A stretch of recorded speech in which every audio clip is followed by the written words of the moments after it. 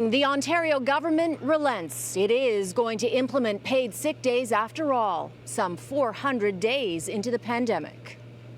Since the start of the pandemic, we've had workers' backs. This is a game changer, and this will save lives. The Ford government is implementing 3 paid sick days, retroactive to April 19th, ending September 25th.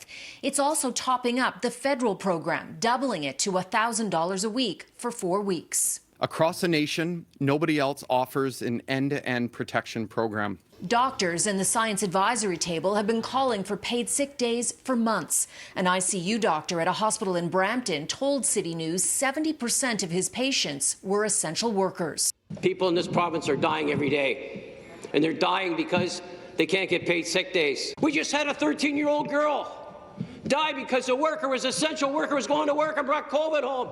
What are we doing? Today's announcement is a sharp turnaround for the Ford government. The Premier cancelled 2 paid sick days when he came into office and has resisted growing calls for them throughout the entire pandemic. Doug Ford repeatedly has said paid sick days were not necessary because there was a federal program. Why would we go double dip into the pockets of the taxpayers when there's a program already in place?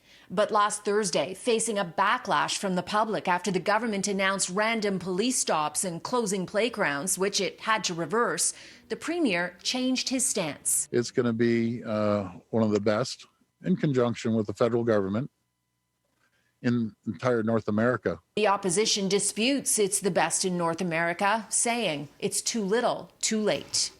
3 days of paid sick time simply will not cut it. I don't know where the Premier thinks that this is the best paid sick days program in North America. It certainly is not.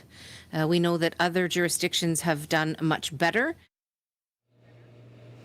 A sick note will not be needed for the paid sick days. Now, Quebec has 2, PEI has 1, but unlike today's announcement, they're permanent sick days, not temporary.